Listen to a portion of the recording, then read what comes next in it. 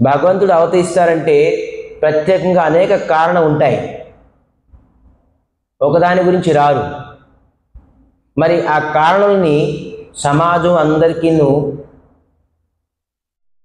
లాభదాయకం ఉంటాయి. అలాగే రామచంద్రమూర్తి ఈ భూమండలానికి వచ్చారు, దానివల్ల లాభదాయకం ఏంటి అనేది కొంతసేపు మనం తెలుసుకుందాం. రాముడు ఏ విధానంగా మనకి లాభదాయకంగా చేశారు అనేది. లోకావిరామం రణరంగధీరం రాజీవనేత్రం రఘువంశనాథం కారుణ్యరూపం కరుణాకరంతం శ్రీరామచంద్రం శరణం ప్రపద్యే. శ్రీరామచంద్రం శరణం ప్రపద్యే.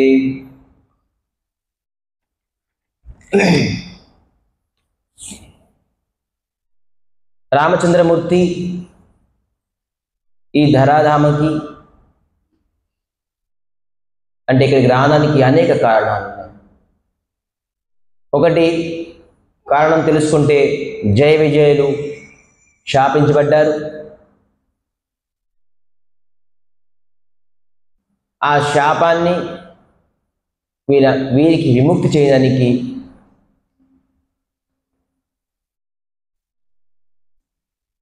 రావణాసుడు మరి కుంభకర్ణుడు విముక్తి చేయడానికి స్వయంగా రాముడు వచ్చారు అనే ఒక కారణం. నారదులు శాపం ఇచ్చారు రామచంద్రమూర్తికి, దానికి అనేక కారణం ఉన్నది.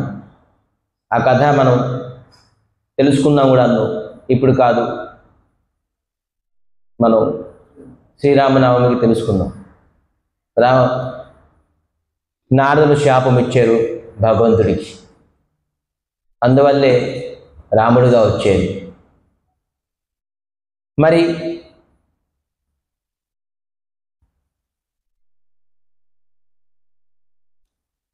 మను శతరూప ఈ జగతంలోని బ్రహ్మ సృష్టిలోని ప్రథమ మనుషుడు మను, ప్రథమ స్త్రీ శతరూప. వీళ్ళిద్దరూ అద్భుతమైన తపస్సు చేశారు. తపస్సు చేయడంతో భగవంతుడు చాలా ప్రసన్నం అయ్యారు, వాళ్ళ పుత్రులుగా వచ్చారు. వీళ్ళే దశరథ మహారాజ్ మరి కౌశల్యగా వచ్చి వాళ్ళ పుత్రుడు రామచంద్రుగా వచ్చారు. అనేక కారణం.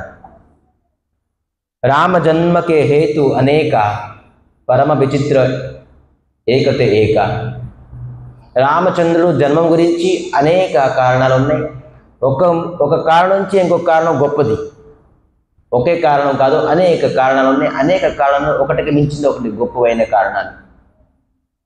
కానీ ఆంజనేయ స్వామి చెబుతున్నారు ఏంటి? మృత్యు అవతారం తుహి మరత్య శిక్షణం రక్షావధాయే బల కేవలం విభూ. ఆంజనేయ స్వామి చెప్తున్నారు రామచంద్రమూర్తి దేనికి వచ్చారు అని. ఈరోజు అదే విశేషత్వం అంది. ఆంజనేయ స్వామితో అనన్య భక్తుడు భగవంతుడు. ఆంజనేయ స్వామికి కింకర అంటారు. కింకర అంటే ఏంటి? కింకర అంటే రామచంద్రమూర్తి ఆజ్ఞ ఇవ్వకముందే ఆ పని అయిపోతుంది. తలుచుకోగానే రామచంద్ర అనుకుంటారు ఇలా చెయ్యాలి అని అనగానే ఆంజనేయ స్వామి అది వెంటనే సిద్ధం చేసేస్తారు. తన మనసు రామచంద్రమూర్తి మనసు తెలుసు, ఏం చేస్తే రామచంద్రమూర్తి ప్రసన్నం అవుతారు. చెప్పకముందు తెలుసుకుంటారు, మరి ఆ పని చేసేస్తారు. అంటే అటువంటి పనివాడు. కొంతమంది పనులు ఉంటారు చెప్తే కానీ చేయరు, కొన్ని చేస్తారా అది తిరకాసుగా చేస్తారు. పని వాళ్ళు చాలా డిఫరెంట్ ఉన్నారుగా, చేస్తారు అది దేనికి పనికి రాకుండా అవుతుంది. అంటే సమయం దాటిన తర్వాత చేస్తారు. కానీ ఆంజనేయ స్వామి రామచంద్రమూర్తి అనుకున్న మాత్రం తక్షణ ఆ పనిని అసాధ్యమైన కార్యాన్ని కూడా సాధ్యం చేసేసేవారు రామచంద్రమూర్తి కార్యాన్ని. అందుకే అతనికి కింకర అన్నారు. అతనేం చెప్తున్నారంటే రామచంద్రమూర్తి రావడానికి ఒకే ఒక ముఖ్య కారణం ఏంటంటే మర్యాద పురుషోత్తమం. భగవంతుడి పేరు రామచంద్రమూర్తి పేరు ఇంకో పేరేంటి? మర్యాద పురుషోత్తముడు. మనందరికీ మర్యాద నేర్పించడానికి భగవంతుడు వచ్చేది. ఈ కొట్టుకోవడాలు, తిట్టుకోవడాలు, పొడుచుకోవడాలు, యుద్ధము భగవంతుడికి అవసరం లేదు. అతను సంకల్పం మాత్రమే మొత్తం బ్రహ్మాండాన్ని, ప్రపంచాలని కూలగొట్టగలడు. అతను రావణాసుని చంపడానికి, కుంభకర్ణుని చంపడానికి అంత దూరం నుంచి ఇక్కడికి వచ్చి ఏ అవసరం లేదు. కానీ ఒక మనిషి, ఒక పుత్రుడు, ఒక కన్య, ఒక కోడలు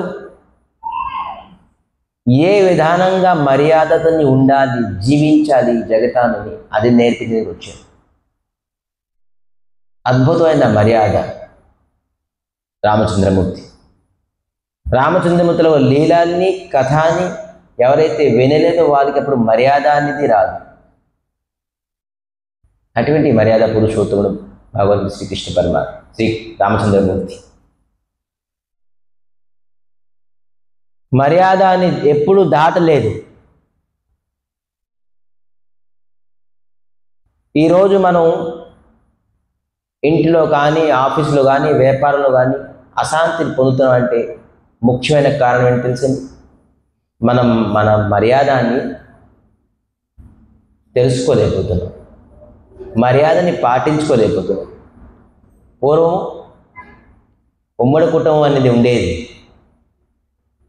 ఒకే కుటుంబంలోని 10 మంది, ఒకే తల్లికి 10 మంది పుత్రులు ఉన్నవాడను ఆ 10 మంది పుత్రుల తాలూకా స్త్రీలు, మరి పిల్లలు, మనవుళ్ళు, మనవరాలు, పెద్ద కుటుంబం. ఆ ఇంట్లోనే ఒక ఊరు ఉండేది. కానీ ఏ ప్రకారం ఏ రోజు తగువు కానీ, అశాంతి కానీ లేకపోయింది. కానీ ఇప్పుడు ఇద్దరు అన్నదమ్ములే ఉండలేకపోతున్నారు. ఎందుకంటే మనం మర్యాదని కోల్పోయాం. మర్యాద కోల్పోవడం వల్ల మనం ప్రతి చోట్లోని అశాంతిని, దుఃఖాన్ని ఫేస్ చేస్తున్నాం. మనకి ఎవరో ఒక మంచి కార్, BMW కార్ ఇచ్చారు. అద్భుతమైనది. BMW అంటే ఇంక చెప్పడం ఏముంది, కలర్ కూడా మనకి చాలా బాగుంది. కార్కి ఇచ్చారు, మీరు తీసుకెళ్ళండి BMW కార్. మీరు చక్కగా దానికి స్టార్ట్ చేశారు, డ్రైవ్ చేసుకొని వెళ్తున్నారు, ఏసీ గట్ట వేసారు, చాలా బాగుంది. అయితే BMW కార్ దొరికిందంటే లాటరీ పేలిపోయింది, లంకి బిందులు వచ్చేసి. ఎవరైతే ఇచ్చారు మీకు ఫోన్ చేశారు, ఎలా ఉంది కార్? ఎక్సలెంట్గా ఉంది. BMW కార్కి ఇంకా ఎంచడానికి ఏముంది? స్టీరింగ్ బాగుంది, హార్న్ బాగుంది, సీట్ కూడా కంఫర్ట్గా ఉంది, చాలా బాగుంది. మీ కలర్ బాగుంది, కలర్ బాగుంది. అన్నీ ఈచ్ అండ్ ఎవ్రీ పాయింట్స్ మీరు తెలుసుకున్నారు, బాగుంది బాగుంది బాగుంది అన్నారు. ఫోన్ పెట్టే ముందు జాగ్రత్త సుమా, దాంట్లో కారుకి బ్రేక్ లేదు. ఆ BMW మినిమం రేంజ్ 100 to 150 ఎలాగెళ్తుంది. అప్పుడే ఆ BMW కార్ తలకు మర్యాద. దానికి ఒక మర్యాద ఉందిగా. 150 స్పీడ్లో వెళ్తుంది కానీ కారులో బ్రేక్ లేదు. చెప్పండి ఏం చేయాలి? ఆ కారు దానికి యూజ్ ఉన్నదా? పనికి వస్తుందా కారు? మన గమ్యాన్ని కానీ చేరుకోగలమా? ఆ కారు మనం ఎప్పుడైనా తీయగలమా? సో మనకి భగవంతుడు ఇచ్చిన మంచి శరీరం, కళ్ళు, ముక్కు, నోరు, బ్రెయిన్, చేతులు, కాలు, కానీ మర్యాద లేదు. దేనికి పనికిరాదు ఈ శరీరం. ఎలాగా బ్రేక్ లేపిన కారు దేనికి పనికిరాదు, ఎక్కడికి వెళ్ళలేము, తీసుకెళ్ళలేము. మర్యాద లేపిన మనిషి తాలూకా శరీరం కూడా దేనికి పనికిరాదు, వృథా. పశుపక్షులు బతికినట్టుగా మనం బతకూడదు. మనిషికి కొంత మర్యాద ఉండాలి. ఆ మర్యాదానికి ఆదర్శమైన రూపము శ్రీ రామచంద్రమూర్తి. అది మనకి నేర్పించారు. అందుకే రామ కథ, రామ లీలలు మనం ఎప్పుడైతే స్మరించలేదో మనం ఎప్పుడు కూడాను మర్యాదని నేర్చుకోలేము. ఈరోజు కథ మనం వింటున్నామంటే నారదులు చెప్తున్నారు, ఎవరైతే రామచంద్రమూర్తిలో కథ మరియు విష్ణుమూర్తి తాలూకా అవతార తాలూకా కథ ఎవరైతే శ్రవణ మాత్రేనో వాళ్ళ దుఃఖం పోతుందట, కష్టాలు పోతాయట. మనం ఏమనుకుంటాం, మన దుఃఖం పోవాలంటే డబ్బు కావాలనుకుంటాం, ఉద్యోగం బాగా మంచి ఉద్యోగం రావాలి అనుకుంటాం, వ్యాపారం బాగా షాప్ బాగా నడాలి అనుకుంటాం, లాభం బాగా రావాలి అనుకుంటాం. ఇదే మనకు తెలిసింది, ఇదే మన మర్యాద. నేను శాస్త్రం తప్ప మర్యాద ఏంటంటే, ఎవరైతే భగవంతుడి తాలూకా అవతారాల కథ, భగవంతుడి తాలూకా లీలాని ఎవరైతే వింటారో ఖచ్చితంగా వాళ్ళ ఇంట్లోని అశాంతత, వాళ్ళ జీవితంలో అశాంతత, దుఃఖం అంతా పోతుంది అంటున్నారు. శాస్త్రం ఎప్పుడు అబద్ధం చెప్పదు, శాస్త్రం ఎప్పుడు మిథ్య చెప్పదు, సత్యం. అది ఎవరు చెప్తున్నారు? ఇంకా నారద ముని ఋషి చెప్తున్నారు. సో మనం ఇప్పుడు ఏం చేస్తున్నామంటే, ఒకటి శ్రీమాణానం అంటే వినడం. ఏంటి వినడం వల్ల మనం భక్తి చేస్తున్నాం, భక్తి వల్ల మన దుఃఖం పోతుంది. భక్తి కాకుండా మనం మన దుఃఖాన్ని ఎప్పుడూ పోగొట్టలేము.